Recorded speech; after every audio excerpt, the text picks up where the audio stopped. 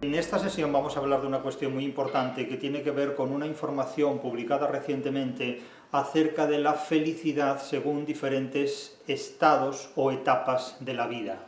Diferentes medios de comunicación se han hecho eco de un informe elaborado por una de esas instituciones que de vez en cuando nos hablan de determinadas cosas, y en este caso el tema del que se habla es un tema muy recurrente en los últimos tiempos, es un tema constante, el tema de la felicidad, en nombre del cual se trata de controlar a la población para hacer que se comporte de una determinada manera. Es un asunto del que nos hemos ocupado en el Carlino, el famoso libro del Carlino, El fracaso de la felicidad. Y viene muy a cuento hablar de esta cuestión precisamente porque, como digo, si después del Búho, una filosofía para sobrevivir en el siglo XXI, hemos hablado del fracaso de la felicidad, es porque precisamente este asunto ocupa la vida de mucha gente y de forma a veces no muy acertada. Me refiero a una información que se ha publicado en diferentes medios de comunicación y voy a analizar muy críticamente varias de las cuestiones que aquí se dicen, porque además se habla de la felicidad contraponiendo dos movimientos generacionales, que son los dos movimientos generacionales más potentes hasta hoy: los boomers por una parte y los milenaristas por otra parte.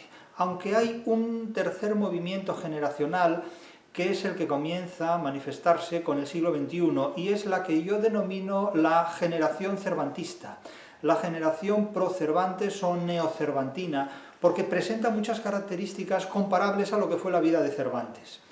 Los anglosajones hablan en este punto de la generación alfa, pero esa es una nomenclatura completamente desnaturalizada. Para mí es preferible hablar de la generación cervantina o neocervantina, porque estos chavales, los nacidos ya en los primeros años del siglo XXI, presentan características muy semejantes a lo que es la forma de vida de Cervantes, y a esto dedicaremos específicamente un vídeo en los próximos días. Pero aquí vamos a centrarnos en el tema del que se habla en estos tiempos: la felicidad en los boomers y la felicidad en los milenaristas, como dos generaciones contrapuestas. Vamos a desmitificar y desmentir algunas de las afirmaciones que se aducen en nombre de este informe o de estas informaciones. Y ante todo lo que quiero hacer constar, y esta es una de las tesis del fracaso de la felicidad, de este libro publicado por HarperCollins, que reproduce en su portada un carlino, un perro agobiado por el acoso al que se le somete, obligándole a ser feliz. Lo que se sostiene en esta tesis y en este libro, y desde esta tesis voy a analizar críticamente estos informes, es que si tuviéramos que hablar de las diferentes etapas de la vida humana, de las edades de la realidad, de las edades de la vida real, en primer lugar hay una cita con la infancia.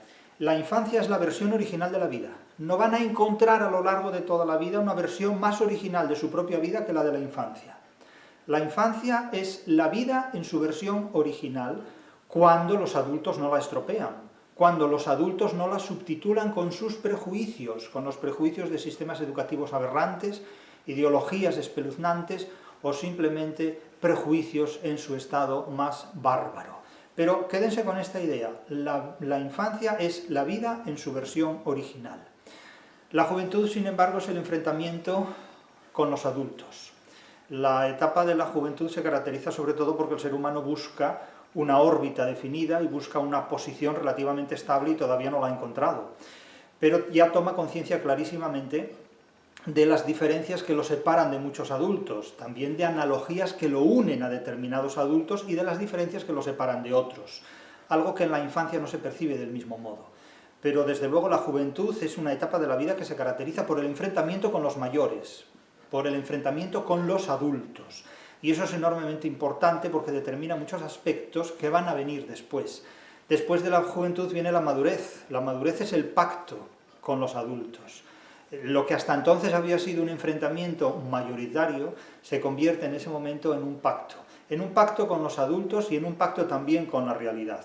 De hecho, el tránsito de la juventud a la madurez se caracteriza sobre todo porque el ser humano, a medida que va perdiendo la juventud y adquiriendo madurez, aunque pueda presentar muchos rasgos de juventud todavía, muchos rasgos juveniles, va pactando con la realidad y va pactando con esos adultos que hasta entonces en muchos aspectos consideraba sus adversarios. Pero es que el ser humano maduro, el hombre maduro, la mujer madura, se convierte en un colega de los adultos y es uno más de ellos, de tal manera que ya no se enfrenta a ellos del mismo modo que lo hacía cuando era joven, sino que mantiene con ellos ciertos pactos. En algunos casos de alianza, por razones de interés, y en otros casos de temeridad o simplemente de contrapunto, de alternancia, por razones de prudencia, en definitiva. Pero la madurez es ese estadio de la vida en el que el ser humano, ya superada la juventud y las adversidades que desde la juventud profesaba a ciertos adultos, a ciertos mayores que él, pacta con una realidad y desde luego se hace mucho más compatible con ella. De hecho, la madurez es un estadio de la vida mucho más estable que el de la juventud por razones obvias, por razones evidentes. Y la vejez ya se caracteriza por el reconocimiento de los errores. Acepten ustedes que hay mucha gente que no envejece nunca, porque evidentemente no reconoce nunca los errores, pero claro, eso es la preservación de la neotenia en estados avanzados, la preservación de rasgos infantiles más allá de la juventud, de la madurez, incluso de la vejez.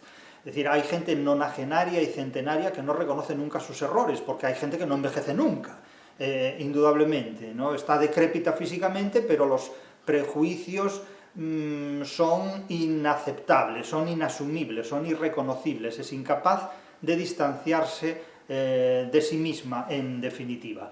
Y la gente a veces se olvida que las revoluciones, como las promesas, tienen una fecha de caducidad y tienen una edad, que es la juventud y el fracaso mal gestionados, en definitiva. Entonces, desde esta tesis, que básicamente se acaba de sintetizar en esta argumentación, en este argumentario sobre las edades de la vida, les voy a exponer mi crítica, que es la que se plantea en este libro, El fracaso de la felicidad, respecto a estas ideas que sobre la felicidad falsamente, míticamente, hiperbólicamente se atribuyen a los boomers por una parte y a los milenaristas por otra. Y ya les digo que hay una tercera generación en ciernes, en un estado todavía embrionario, que es una generación muy cervantina, es una generación netamente cervantina, porque presenta con Cervantes muchas características, pero como no se conoce realmente el pensamiento de Cervantes, porque sobre Cervantes se ha vertido un montón de basura, y sobre todo en los últimos tiempos, no se llega a reconocer, sobre todo, cuáles son los idearios de esta juventud, que me parece más inteligente que otras generaciones inmediatamente anteriores, y que acaso por esa razón, porque despunta en ella una inteligencia que no se podrá controlar fácilmente, pretenden enviarlos a la guerra. Pero ya veremos en qué queda toda esta película. Vamos al texto de estos informes y a las observaciones, a los comentarios que la prensa ha hecho cuando difunde este informe. Hay un medio de comunicación que dice, tratando de resumir las tesis de este informe, lo siguiente en este titular. Se dice: las personas nacidas entre 1950 y 1970 son hoy, más felices que las generaciones jóvenes, y este es el motivo. Entonces uno entra a ver cómo interpreta esta noticia o este reportaje periodístico el famoso informe. Claro, como nacido en el año 1967, debo suponer que yo estoy en esta franja, y tal vez la máxima intensidad de felicidad corresponde a los nacidos en 1950 y la menor de ese intervalo a los paridos en 1970 o años afines. Yo estoy en el periodo más tardío, por así decirlo, en el año 67. Se supone que soy menos feliz que los que nacieron en 1950, pero más feliz que los que nacieron después. Naturalmente esto me parece una tontería por completo, pero vamos a comentar esta tontería, porque claro, la gente suele creerse lo que tiene delante, y yo no vendo humo y usted no debería creer todo lo que lee, como se suele decir en algún medio respecto a mis escritos. Claro, hay un subtitular que advierte: se trata de un escenario poco habitual, que no siempre fue así. Hombre, si es poco habitual es porque no siempre fue así. Y que tiene una explicación, lo cual es obvio porque todo tiene una explicación. Otra cosa es que se conozca o no esa explicación. Una explicación clara desde la psicología y en el contexto social, es decir, desde la psicología y la sociología. Evidentemente que todo tiene una explicación, otra cosa es que la explicación que se dé sea la que realmente tiene o no. La felicidad es evidentemente un timo del mercado, es un cebo construido por el mercado para monopolizar, orientar y controlar el comportamiento emocional de los seres humanos, el comportamiento emocional de los seres humanos organizados en masas, de la masa en definitiva. Pero fíjense lo que dice este comentario, esta noticia, que es muy revelador, es muy interesante. En la actualidad da la sensación, ya hablamos de sensaciones, o sea, no de realidades, sino de sensaciones. Da la sensación de que los jóvenes afrontan muchos más problemas emocionales que las generaciones anteriores. Da la sensación porque no es así. Es decir, hoy, en tiempos de Cervantes y en la época de los neandertales, la gente más joven afrontaba muchos problemas emocionales. Otra cuestión es que no se hablara de ellos, en los términos en los que hoy se habla. Aunque los jóvenes cuentan con energía, fuerza y, en teoría, con la edad ideal para comerse el mundo, en teoría, los datos muestran que su bienestar emocional atraviesa uno de sus peores momentos. Supongo que habla en términos generales, habla en términos estadísticos, estocásticos. En cambio, son los adultos y jubilados quienes disfrutan hoy de una mayor tranquilidad y estabilidad psicológica, lo que les permite ser en muchos casos más felices que las generaciones jóvenes. Bien, asociar la felicidad a un estado de tranquilidad y emoción es una de las concepciones de la felicidad, pero no siempre se confirma esto, porque hay personas que son felices tocando el piano y otras que son felices tocando las narices. Entonces, claro, depende del instrumento que cada uno de nosotros toque, si el piano propio o las narices del vecino. Claro, entonces el criterio de felicidad cambia mucho, ¿no? Cambia mucho. Hay gente que necesita tocar las narices del vecino constantemente o tocar otra cosa que no sean las narices para ser feliz. Y hay otros que simplemente, pues para ser felices les basta pues estar del día durmiendo, por ejemplo. Eso depende de cada ente, depende de cada persona. Pero claro, aquí se habla de los adultos y de los jubilados que han sobrevivido a las adversidades de la vida, porque los que no han sobrevivido y no llegan ni a la madurez ni a la jubilación no pueden contar su experiencia.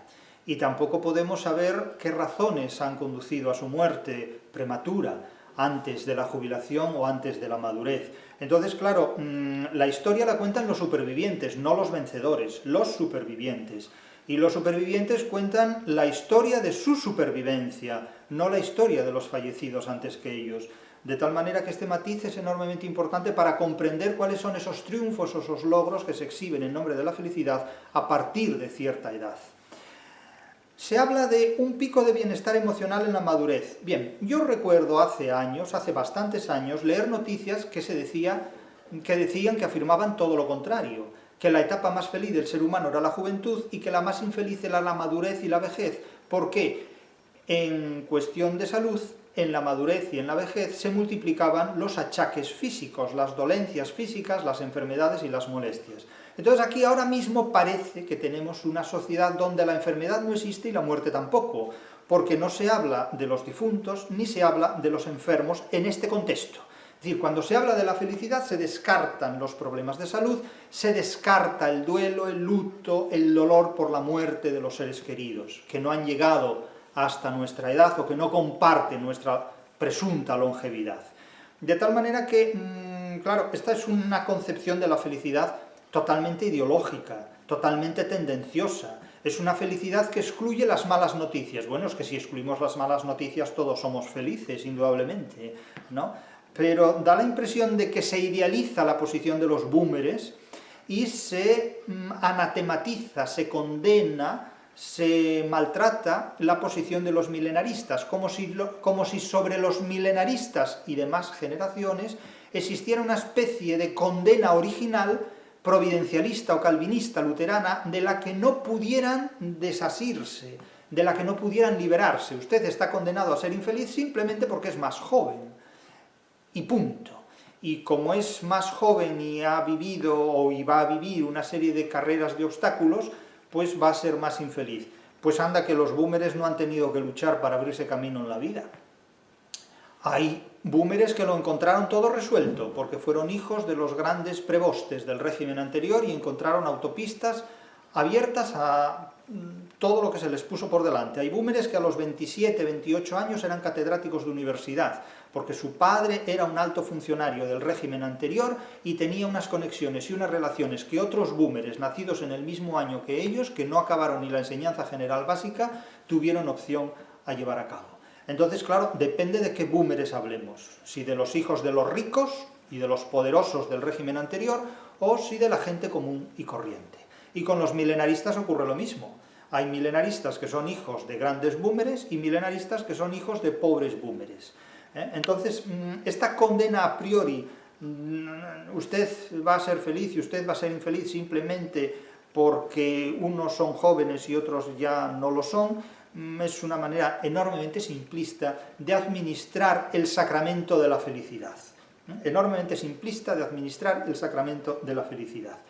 Hay un capítulo, fíjense qué relevante es esto, dedicado a la educación y el contexto de los años 60 y 70, de las décadas de 1960 y 1970. Y se dice, expertos en psicología, y claro, ¿y quiénes son esos expertos? Esos como dicen que ayer llovió, ¿y quién lo dice? O me trae usted un informe meteorológico certificado por una autoridad en la materia, o déjese del dicen, porque esto es chismorreo. Expertos en psicología analizaron las habilidades características de las personas nacidas en las décadas de 1960 y 1970. Bien, si vamos a la lingüística forense, aquí ya observamos que esta es una manera de hablar impropia de las generaciones de 1960 y 1970. La gente que nace y crece en las décadas de 1960 y 70 no habla de habilidades. Para nosotros, el término habilidades es un comportamiento que manifiestan los animales. Los animales son hábiles para trepar por los árboles, son hábiles para correr. Pero las habilidades, en el sentido moderno, tomado del inglés skills, es una de las características de los milenaristas y de la forma de hablar de los milenaristas, pero no de los boomers. Es decir, los boomers nunca identificarían, nunca se presentarían como alguien que tiene habilidades, porque eso lo consideran propio de los animales. Otra cuestión es que este término, por influencia del inglés, como la palabra evidencia es lo que se manifiesta y no necesita demostración, pero muchos lo utilizan como sinónimo de prueba, porque en inglés prueba se escribe y se dice evidences, evidencias. Pero evidencia en español es un axioma, es una verdad tan evidente que no necesita demostración, valga la redundancia. Entonces, claro, si los expertos en psicología analizan las habilidades, es que esos expertos en psicología son milenaristas, porque los boomers no hablan de esta manera. Eso ya para empezar. Y luego se dice, el análisis ponía el foco en cómo la educación, el contexto social y la ausencia de tecnología omnipresente influyeron en el desarrollo y las capacidades de esta gente. Bien, vamos a ver, la educación, la sociología y la tecnología influyen siempre en la educación. Pero hoy y en la época de los cromañones y de los neandertales y de los póngidos, eso constantemente. Ahora bien, no me digan que en la época de los años 1960 y 70 no había tecnología omnipresente, porque eso quiere decir que ustedes no conocen la tecnología que había entonces. Entonces había una tecnología que era la de la década de 1960 y 1970, pero no pueden decir que no había una tecnología omnipresente, o es que no había coches, o es que no había televisión, o es que no había teléfono, o es que no había compases y bolígrafos, o es que no había mesas, camas y pupitres. Pero vamos a ver, cada época tiene su propia tecnología, y era una tecnología omnipresente. No había mesas de 4 a 5 de la tarde y de 5 a 7 se suspendían las mesas. Es que vamos a ver, ustedes hablan de una tecnología como la de hoy, dispositivos electrónicos, que también los había, pero no como los de hoy.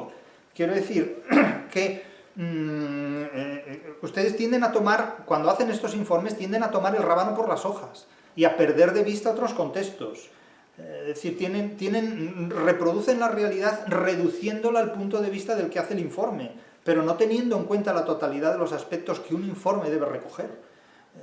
Claro, había tecnología, entonces, ¿cómo no la iba a haber? Lo que pasa es que era una tecnología diferente de la actual y dada la escala de su época cronológica e histórica.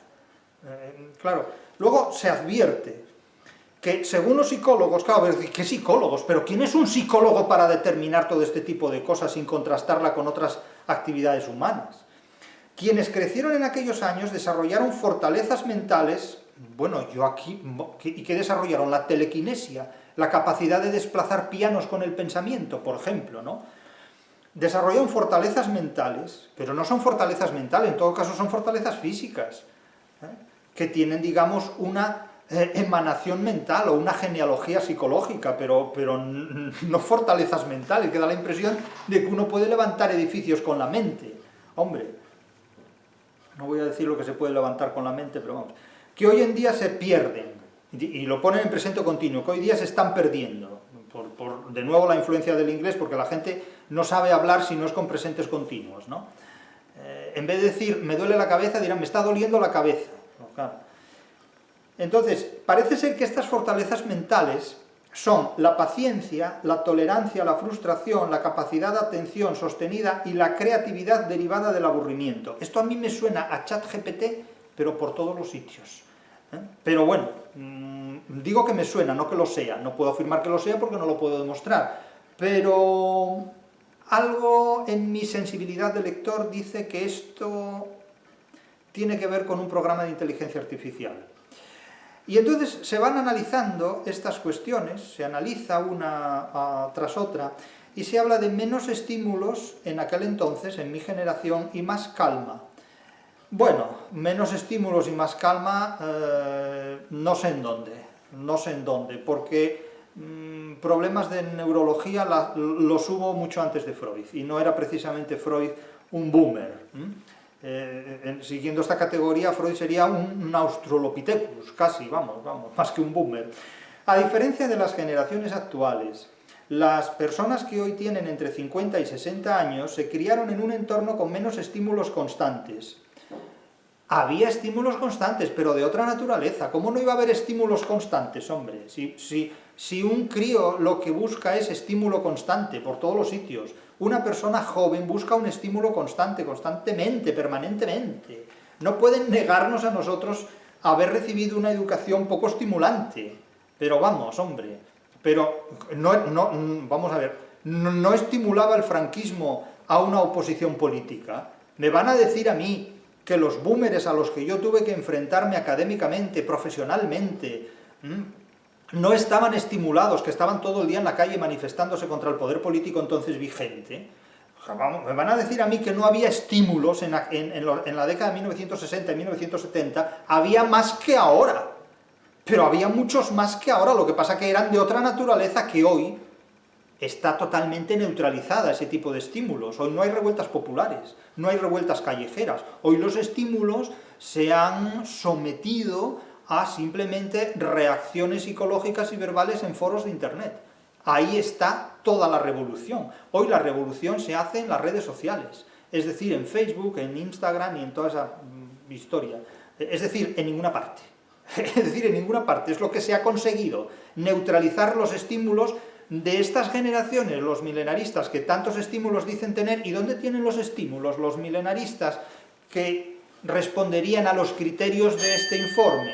¿Dónde los tienen? En las redes sociales, es decir, en ninguna parte. Son estímulos que se apagan pulsando un botón, desconectándose de esas redes, y ya está. Entonces, claro, esta es una interpretación muy pobre respecto a la realidad de los milenaristas y respecto a la realidad histórica de los boomers, porque claro, los boomers que cuentan esta historia, o que se dice que la cuentan, son los que han sobrevivido a una etapa que no ha tenido ni menos recursos ni menos estímulos, sino que simplemente ha tenido más libertad para que estos boomers manifestaran sus estímulos y sus recursos en unos medios más relevantes que las redes sociales.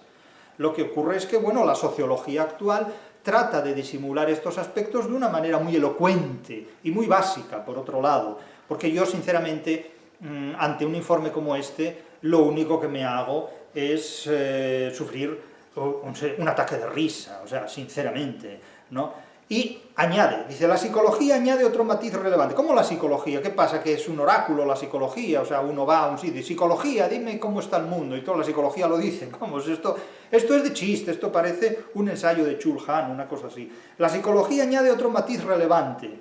Con el paso de los años, las personas tienden a tomar decisiones desde una posición más reflexiva y calmada. ¿Esto se lo creen ustedes? ¿Se creen ustedes que la gente con el paso de los años toma decisiones desde una posición más reflexiva y calmada? ¿O no? ¿O no? Sí o no, depende de la persona y de la reflexión y de la calma que tenga. reducen la impulsividad y el estrés ante la incertidumbre, o todo lo contrario. Claro, pero es que esto es una visión totalmente idílica de la senectud. Es una visión completamente idealizada de la vejez. En primer lugar, esto es mentira, porque no se puede afirmar en términos universales. Esta afirmación está plagada de excepciones que la invalidan. Y por otro lado, se decide con más poder, pero no con más calma. Se decide con más fuerza institucional, pero no con mayor reflexión. Se decide en todo caso con más información disponible de la que se tiene cuando uno es joven, ¿no? Porque se tiene simplemente más relaciones o más influencias si es que se han adquirido y no se han perdido. Y por otro lado, se decide con más poder, con más salud y con más fuerza si se ha llegado a esa edad y si se tiene, porque es que depende de muchísimos aspectos.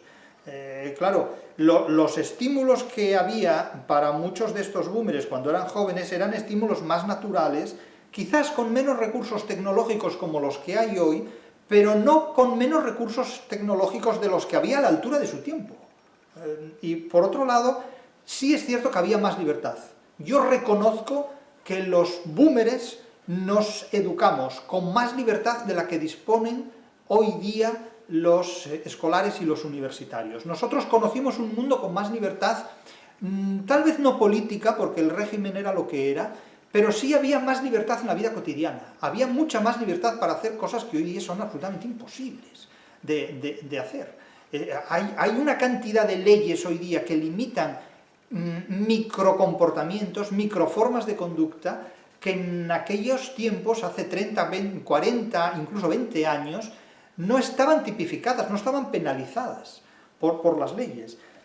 De tal manera que esto de que hoy hay más estímulos de los que había hace 30 o 40 años, yo lo veo francamente muy discutible. Y luego se añaden, se hacen unas afirmaciones en estos informes que son tremendas. Se dice, existe cierto consenso, en lugar de decir hay cierto consenso, porque aquí se abusa del to be inglés, el existir en inglés, que se habla en español como si fuera inglés. Se dice, existe cierto consenso, no, hay cierto consenso. No, hay cosas que no existen, que hay.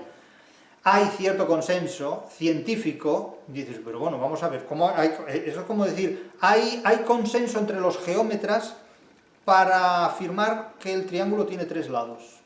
¿Cómo hay consenso? El triángulo tiene 3 lados con o sin consenso de los geómetras, vamos. Entonces aquí hay cierto consenso científico en que 5 grandes dominios capturan buena parte de la personalidad humana. Bueno, esto ya es el horóscopo. Y entonces, estos dominios que capturan, o yo no sé cómo se captura esto parece una traducción inglesa. Extroversión, amabilidad, conciencia, neuroticismo, podría ser neurosis simplemente, pero bueno, neuroticismo, apertura a la experiencia. Y dice aquí, diversos estudios, y uno se pregunta cuáles son, diversos estudios han demostrado que estos rasgos evolucionan de forma positiva con la edad. Yo me parto de risa. ¿Ustedes creen que la gente con la edad se hace más extrovertida? Yo creo que se hace más introvertida. ¿Creen que la gente con la edad se hace más amable? Yo creo que se hace más insoportable. Pero claro, son mis creencias, ustedes tendrán las suyas. Se dice que la gente tiene más conciencia con la edad. ¿Conciencia de qué? Conciencia de la aversión al prójimo, conciencia de la misantropía, conciencia de lo malo que es el vecino, o de lo malo que son ellos. Que tiene más neuroticismo. Claro, se vuelve más neurótica con la edad, pero si antes acaba de decir lo contrario. Y que se abren más a la experiencia. ¿A la experiencia de quién? De no tratar con nadie, en definitiva. Claro, es que podríamos afirmar perfectamente lo contrario y sostener que el consenso es igualmente científico. Porque esto es, insisto, el horóscopo. Esto es argumentar con la filología del horóscopo. Esto es argumentar con la psicología del horóscopo. Esto es argumentar con la logorrea del horóscopo. Esto es argumentar con la cancamusa del horóscopo. Logorrea, filología, psicología y cancamusa. Estos son los argumentos, en suma.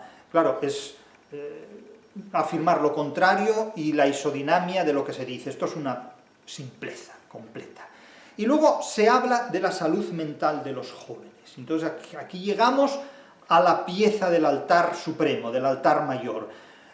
Frente a este escenario, los datos sobre la juventud resultan preocupantes. En España, un 85% de los jóvenes reconoce sufrir ansiedad, depresión o estrés. Cuando se dice en España un 85% reconoce sufrir esto, y no se dice España encabeza a la lista de países donde los jóvenes sufren más, eso quiere decir que los demás países están muy por encima del nuestro. Porque esta fórmula en la que se da el dato absoluto, pero no relativo, es decir, no se compara a España con otros países, es porque España está mejor que otros países. A España solo se la compara con otros países allí donde sale peor parada. Cuando sale mejor parada, no se dice nada de otros países. Este es el caso.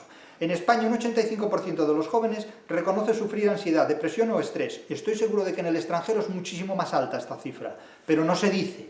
No se dice porque en este caso España sale mejor parada.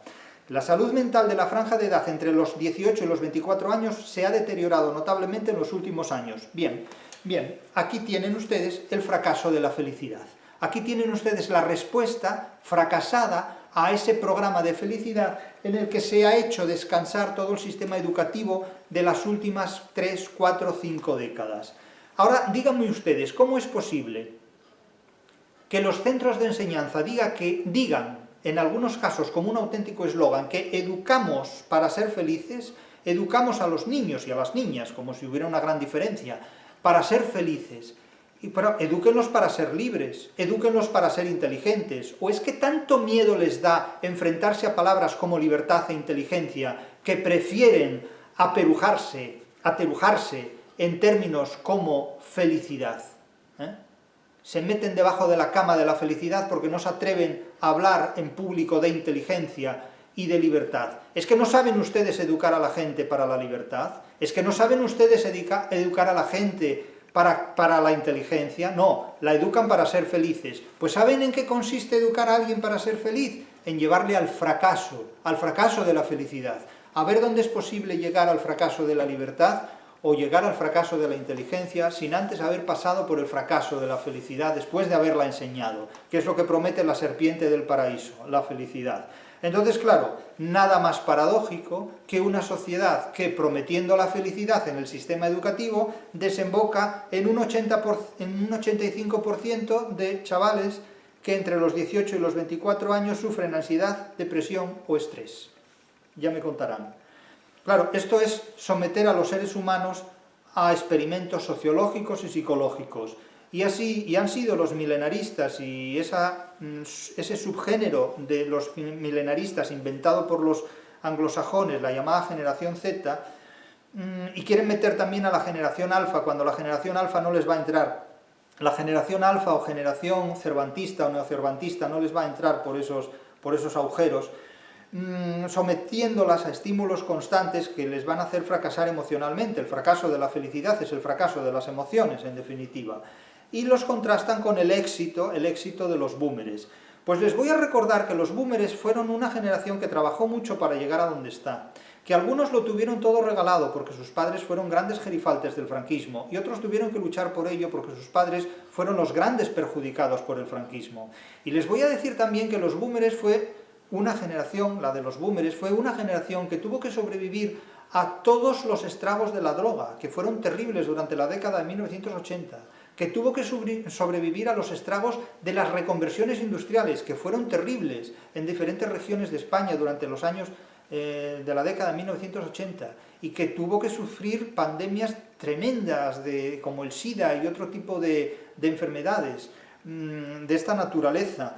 De tal manera que, claro, puede contar lo que fue la victoria aquel que sobrevivió a la guerra, aunque la hubiera perdido incluso, si es que él sobrevivió en mínimas condiciones de libertad o biológicas, ¿no? Pero no pueden contarlo quienes murieron a lo largo de la historia, a lo largo del camino.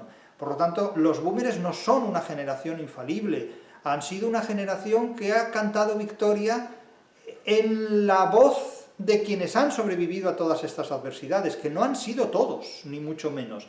Es cierto que los boomers fueron una generación que se caracterizó por el ansia absoluta de poder, por el ansia ilimitada de poder, y los que fuimos boomers tardíos, los nacidos ya en la proximidad de los años 1970, hemos conocido un enfrentamiento violentísimo, sobre todo cuando éramos jóvenes, con nuestros adultos, con los superboomers, los que nacieron en 1950, que siguen todavía hoy teniendo 75 años y teniendo, quiero decir, un enorme poder, que todavía no ha desaparecido del mapa. A muchos de estos boomers les queda todavía una década de supervivencia relativamente pasiva o no tanto. Es decir, es una de las generaciones que más poder ha acumulado en la historia de España en los últimos 100 años y que han mantenido sostenidamente este poder de una manera enormemente agresiva y enormemente prepotente. En la universidad, podría contarles yo de la universidad historias de boomers, pero para no dormir, en siglos además, en ese punto. Entonces, claro, hay boomers que han fracasado y no han podido contar esta victoria, porque no han llegado a la tierra prometida, no han llegado a la edad prometida, que es la vejez, en definitiva, que es la edad prometida. Pero ya les digo, si la infancia es la vida del ser humano en su versión original, la juventud es el enfrentamiento a los adultos, y la madurez es el pacto con los adultos y el pacto con la realidad para hacerse compatible con ella y sobrevivir, la vejez es el reconocimiento de los errores. Pero ningún boomer va a reconocer sus errores, porque el boomer, en primer lugar, no reconoce la vejez. El boomer no se jubila nunca, no se retira nunca, quiere ampliar la edad de la jubilación a los 1000 años. Es decir, si tuviera poder suficiente, el boomer se haría inmortal y no se jubilaría jamás. Es decir, tienen una concepción del trabajo asociada al ejercicio del poder, en virtud de la cual si pierden el trabajo, pierden el poder.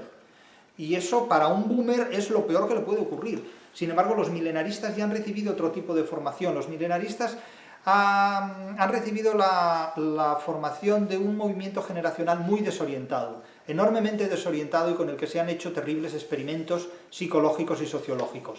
Por eso digo que la denominada por los anglosajones generación alfa, que en mi opinión es una generación neocervantina, la generación procervantina del siglo XXI, ya presenta síntomas y características muy diferentes. Y esto ya lo ha observado la sociología, y precisamente a esa generación la considera muy peligrosa, porque va a ser una generación adversa a los ideales de la democracia. Es una generación que no cree en los valores que la democracia ha prometido y no ha cumplido, y esa es una generación a la que quieren mandar a la guerra, porque no les es útil por las perspectivas que presenta. Es una generación más indómita que los milenaristas y que no ha comulgado con el poder del mismo modo que lo hicieron los boomers. Por lo tanto, si alguien ha nacido en la primera década del siglo XXI, que sepa que le tienen previsto arruinar la vida en condiciones bélicas. Avisados estáis. Luego, claro, se hacen, al hilo de esto, hay otros artículos de prensa que también se han hecho eco de este tipo de informes, y se habla de las fortalezas mentales de las personas que crecieron en los años 60 y 70. Ya digo, como si pudieran mover pianos con la mente o desplazar catedrales solo con el pensamiento, ¿no? Es una cosa poderosísima, fortalezas mentales. Y dice que hoy día son muy raras según la psicología. Bueno, serán raras según la psicología, que no conoce cómo funciona la realidad. Pero esto es gracioso, es que la psicología a veces más bien parece que diseña el horóscopo que habla de los problemas psicológicos. Evidentemente hay psicólogos para todo, pero es que un psicólogo serio no puede aceptar que se hable de esta manera de su actividad profesional, del mismo modo que un psiquiatra serio no puede aceptar que se haga de la psiquiatría una bufonada, del mismo modo que un intérprete de la literatura riguroso y que analice científicamente la literatura no puede permitir que le digan que no tiene valor científico la seriedad y el rigor del trabajo que hace, y sobre todo que se lo diga un patán que aprendió a leer, insisto, leyendo el horóscopo, en definitiva, que es lo que hay por parte de mucha gente que aprende a leer leyendo el horóscopo o libros de quien yo me sé, entre otros. Entonces, claro, se dice, hay algo de las generaciones anteriores que seguimos admirando y podríamos recuperar. Y claro, yo me pregunto, ese algo de las generaciones anteriores que siguen admirando y pueden recuperar, ¿lo quieren admirar y recuperar después de haberlo destruido en las nuevas generaciones? Porque lo que se ha hecho con los milenaristas ha sido destruir los valores positivos que tenían los boomers, para generar generaciones inhabilitadas en el ejercicio de determinadas operaciones sociales, intelectuales y de libertad. Porque las ansias de libertad que tuvieron los boomers, que se pueden discutir o no, se puede estar de acuerdo con ellas o no, pero precisamente los boomers las desactivaron en los milenaristas para que nadie les tocara las narices, a los propios boomers. Es decir, que los boomers fueron muy listos a la hora de ejercer su libertad, y fueron más listos aún a la hora de decir, a los milenaristas no les damos libertad, les damos felicidad. La libertad para nosotros, la felicidad para ti.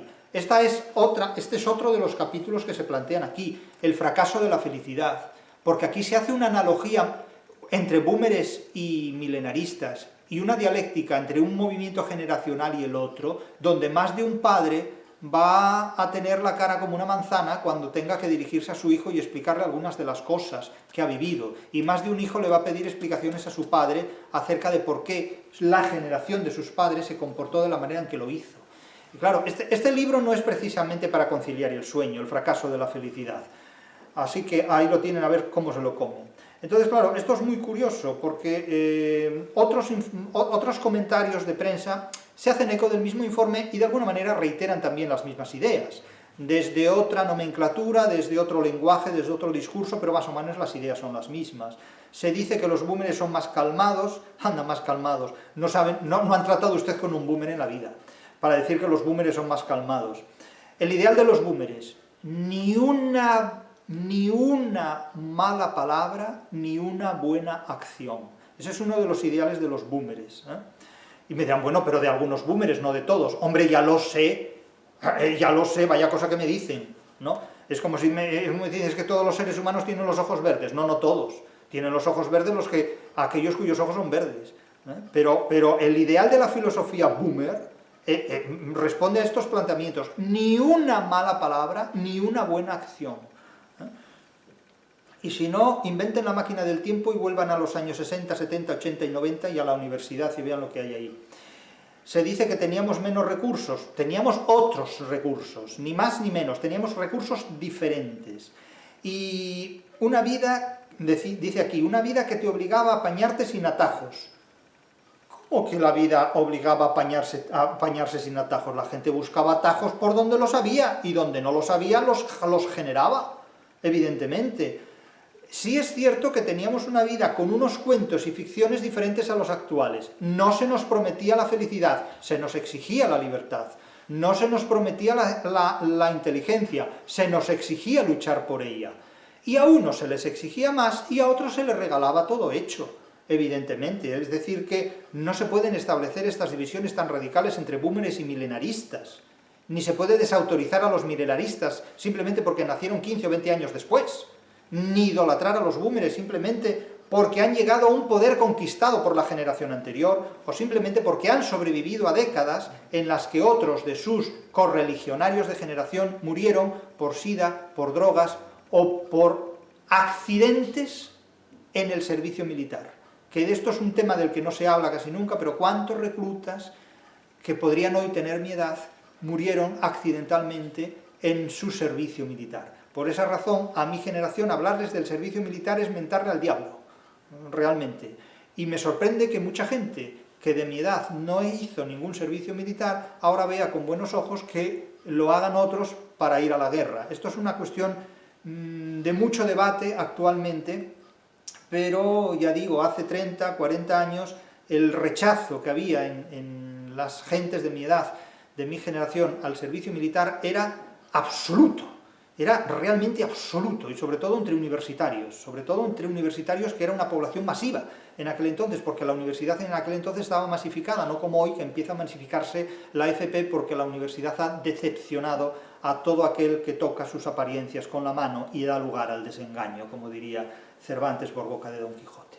Y entonces, claro, se dice aquí, se han analizado 9 fortalezas mentales que estas generaciones, se supone que la mía, los búmeres o los búmeres tardíos, han desarrollado casi sin darse cuenta. Bueno, eso de que las hemos desarrollado sin darse cuenta será para los inconscientes, porque un boomer será cualquier cosa menos un inconsciente, ¿eh? Habilidades que hoy son más necesarias que nunca. Son tan necesarias hoy como en la época de los neandertales, exactamente igual, o como en la época en la que los bárbaros cruzaron el Rin en el año 376. Para sobrevivir en un mundo acelerado. Y luego se habla de 9 fortalezas mentales, aunque se aducen en algunas noticias 8, pero yo creo que esto ya, aquí me da la impresión a mí de que aquí se ha tirado de GPT, ¿eh? Aquí se ha tirado de programación artificial para sintetizar esto, pero bueno, no pretendo ni demostrarlo ni desmentirlo, pero yo hay algo en mi sensibilidad lectora que dice que aquí hay mucha programación artificial. Claro, pero estas no son fortalezas mentales, amigo mío, son fortalezas físicas. Es que el ser humano demuestra su fuerza a través de la física, no de la mente. Porque, insisto, es que entonces da la impresión de que la gente puede tocar el piano con la mente o puede desplazar instrumentos musicales con la mente. Pues claro, ya puestos a desplazar el instrumento musical, mejor lo toca, ¿no? Y mueve las teclas y al menos genera sonidos, pero claro, es una cosa muy curiosa. Y se dice que la vida se vivía sin prisa, cara a cara. Bueno, cara a cara, vamos, hombre, con menos recursos, no con menos recursos, con recursos distintos, y con un nivel de responsabilidad que se asumía desde muy temprano, ¿o no? ¿O no? Hay gente que quedaba de ver dinero y no lo pagaba nunca. Hay gente que abandonaba a su mujer y a su hijo y no se preocupaba de ellos para nada. Y ha habido mucho boomer que, amparado en leyes que no protegían a las mujeres, abandonaban a sus mujeres y a sus hijos a la intemperie y hasta luego. Entonces, atribuir a los boomers una responsabilidad idolatrada en estos términos, vamos, me parece de un desconocimiento de la sociedad, de la historia y ya puestos también hasta de la geografía, que no sé dónde han ido los que fundamentan este informe a consolidar estas argumentaciones, porque es que me parece, bueno, que vamos, pero ¿de qué mundo me hablan ustedes, hombre? ¿Pero de qué mundo me hablan ustedes? ¿Cuánto hombre abandonó a su mujer y a sus hijos de cualquier manera? Y me hablan aquí que los boomers tenían un nivel de responsabilidad que se asumía desde muy temprano, pero ¿de qué paraíso terrenal me hablan? Vamos, en el paraíso terrenal los boomers son la serpiente, directamente, y los milenaristas son Adán y Eva, buscando casa.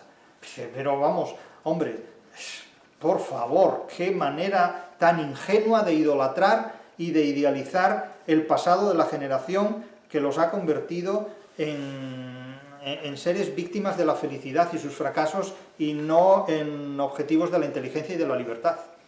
Y entonces se habla de 9 fortalezas mentales, que ya digo, a mí esto me parece que salió más de un programa de inteligencia artificial que de inteligencia natural, porque si analizamos esto, vemos que esto es una copia del programa del estoicismo. O sea, un programa kitsch, un equipo básico de estoicismo, es decir, un maletín de estoicismo básico, es lo que se describe aquí.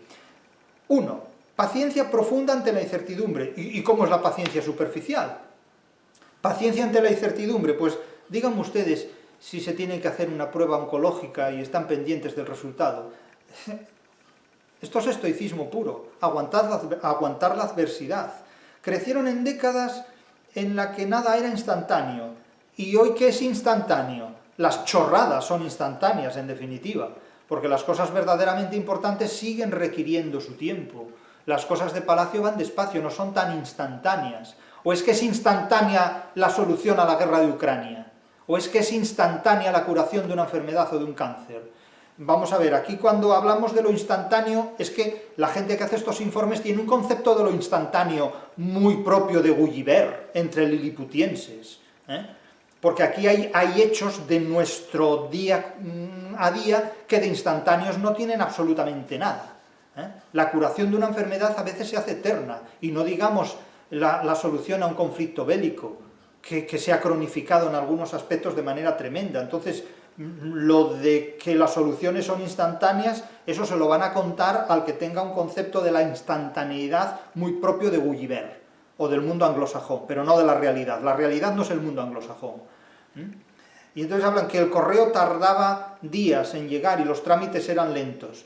¿Y son rápidos hoy los trámites para resolver cualquier tipo de problema realmente serio? ¿Son rápidos los trámites? Bueno, hombre, que si fortalecieron los boomers su paciencia y su capacidad para seguir adelante, como si los milenaristas no tuvieran capacidad para seguir adelante, cuando ni pueden comprar casa, ni pueden alquilar vivienda, ni pueden comprar coche, ni tienen trabajo estable, ni se les ha educado para mantener relaciones amorosas duraderas, más allá de un fin de semana o de 2, etcétera, etcétera. Entonces, ¿qué me cuentan a mí?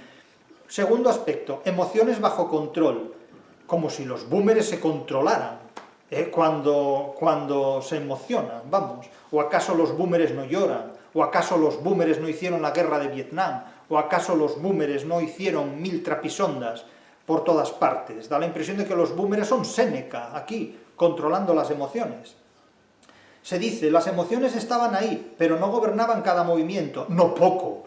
eran epicúreos todos, eran insensibles, vamos, eran la piedra de la que habla Rubén Darío, en dichoso el árbol que es apenas sensitivo y más la piedra dura porque esa ya no siente, hombre. Pero ¿cómo pueden creerse ustedes estas simplezas tan de moda? Tercero, satisfacción con lo esencial. Esto es epicureísmo puro. ¿Y qué es lo esencial? Hay muchas personas para las cuales lo esencial es tener castillos desde el norte de España hasta el sur, como le ocurría al príncipe don Juan Manuel, al infante don Juan Manuel de Castilla, que decía que podía recorrer toda la península pernoctando cada noche en un castillo sin salir de sus dominios. Entonces, para él eso era lo esencial, evidentemente. Entonces, claro, ¿qué es lo esencial? Decía, es que era gente que se satisfacía con lo esencial. Pues no se preocupen, que los milenaristas van a tener que satisfacerse con lo esencial también. Lo que ocurre es que para los boomers lo esencial era tener 4 casas, 5 coches y ser el jefe de la empresa. Y para los milenaristas va a ser simplemente mendigar un trabajo para seguir siendo pobre a fin de mes. Eso es lo esencial que ha cambiado de una generación o de una etapa a la otra. Eso los boomers que han tenido esa posibilidad, porque hay otros boomers que vivieron toda la vida como los milenaristas hoy.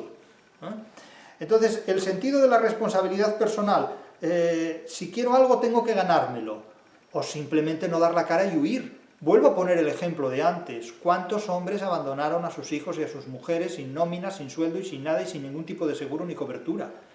Y estos son los que hoy se ponen como ejemplo de una generación que tenía responsabilidad. Anda, vayan ustedes a paseo, así mismo se lo digo directamente, no me tomen el pelo.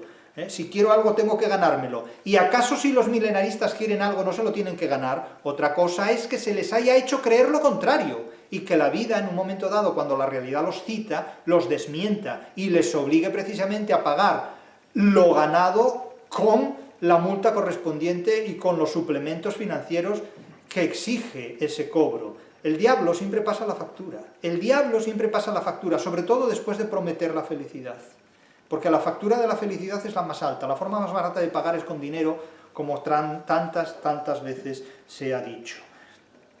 Y claro, es que aquí yo realmente recomiendo la lectura de ese texto de Quevedo, que me van a permitir que se lo lea. Quevedo tiene un texto en un libro que se titula El desconsuelo de los desdichados, que es un texto enormemente representativo del pensamiento de Quevedo. Me van a permitir que se lo lea porque es muy revelador realmente de una filosofía que ahora se pretende descubrir como si realmente fuera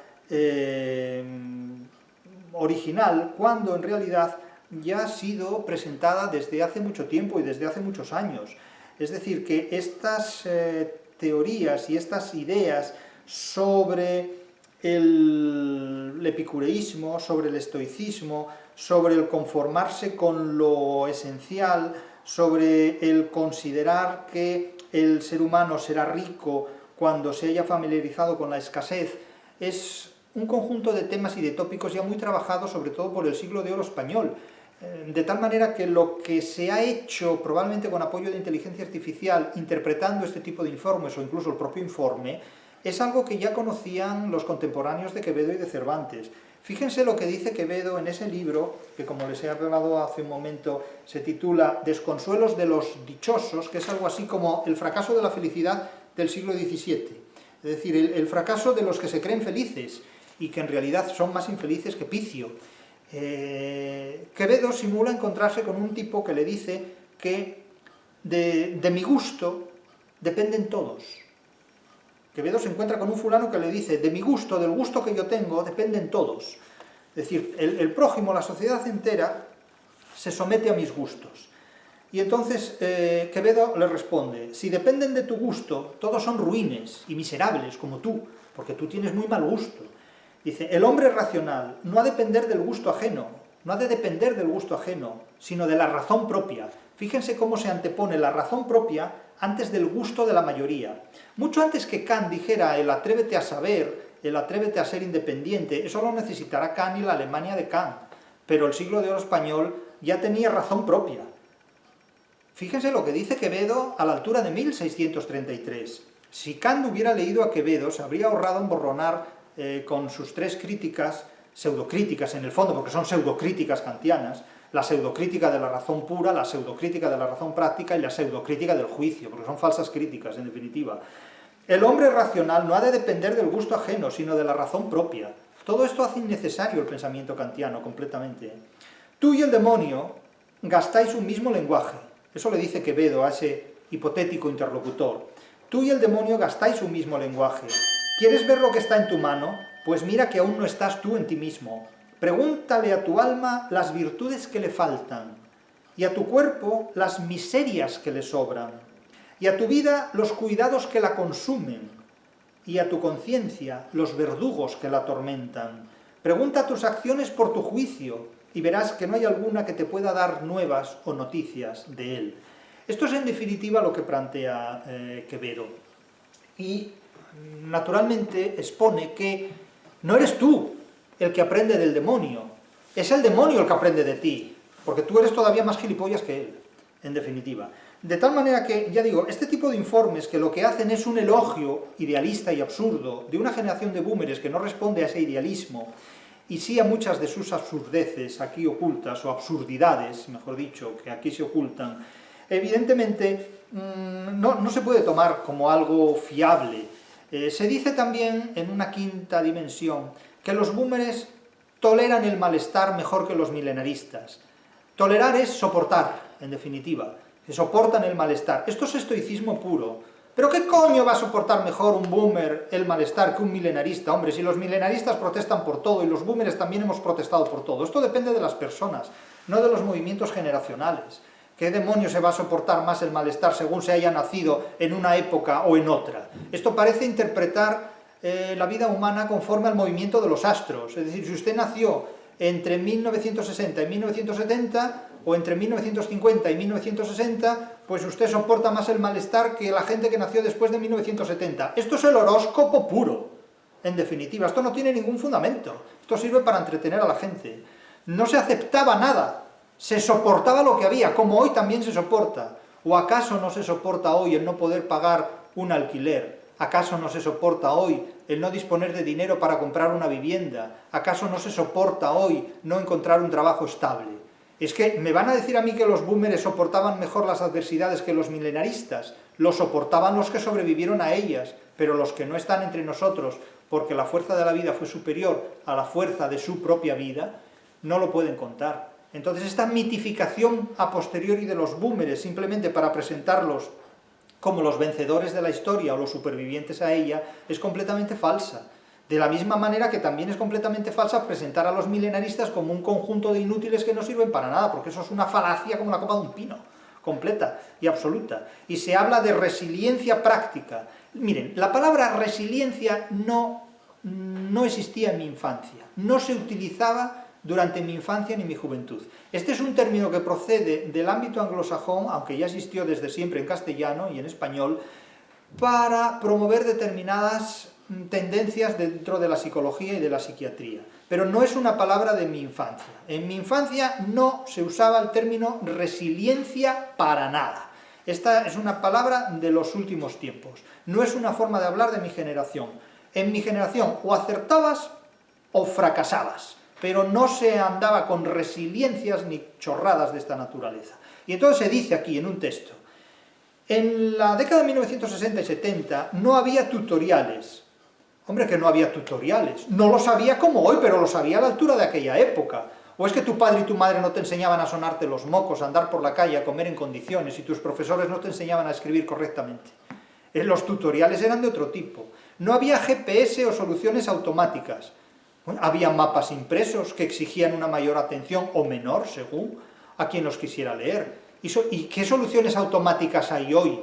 Vuelvo a decir, hay una solución automática a la guerra de Ucrania, hay una solución automática a los problemas bursátiles o las crisis económicas. Claro, es que ustedes idealizan el mundo presente o el mundo pasado compitiendo el uno con el otro.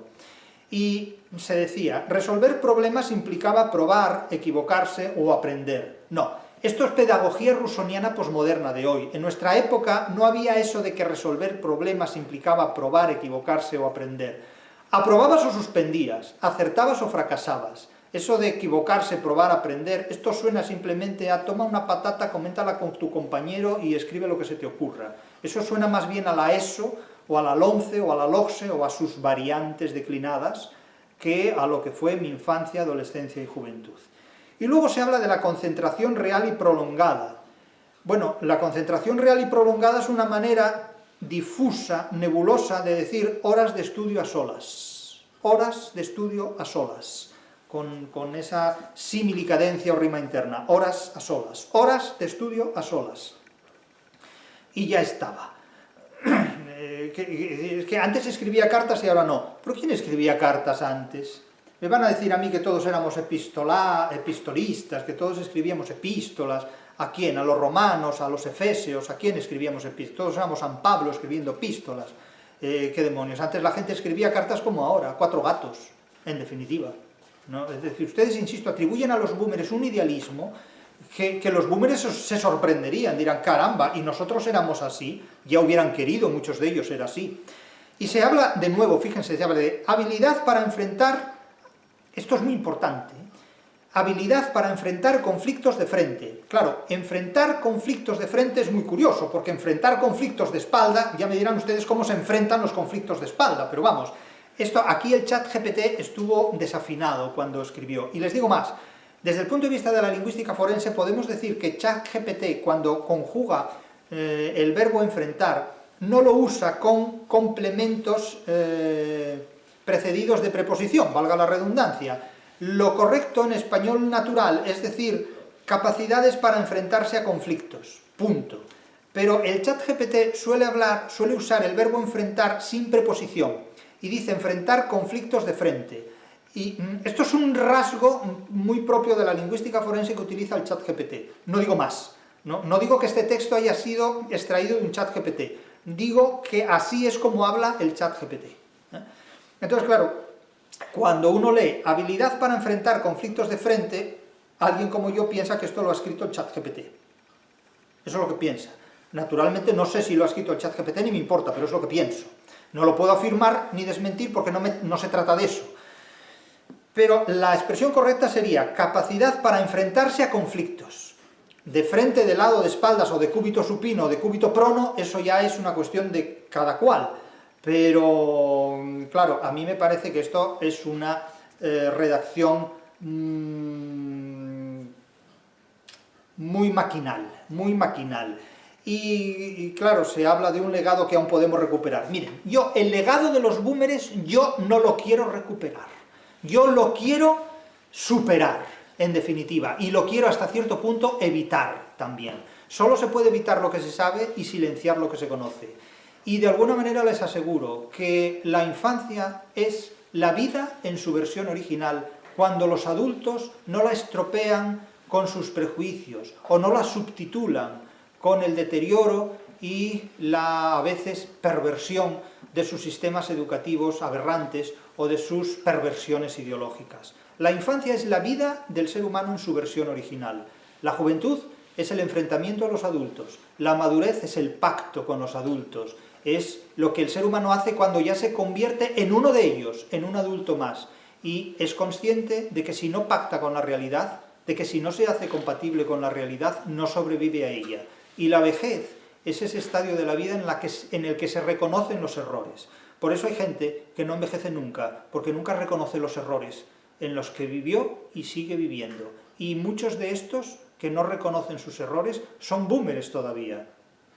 De manera que no los idealicen, porque entre los boomers, como entre los milenaristas, hay absolutamente de todo. Pero lo que sí tengo muy claro es que quien promete la felicidad trata de hacerse con la gestión del fracaso de tu vida. Y por esa razón hemos escrito un libro en contra de esa falsa promesa, en contra de esa promesa que falsariamente, prometiendo la felicidad, te hace desembocar en el fracaso, porque te arruina la vida. Solo un demonio puede prometer la felicidad, y solo un incauto puede creer en esa falsa promesa.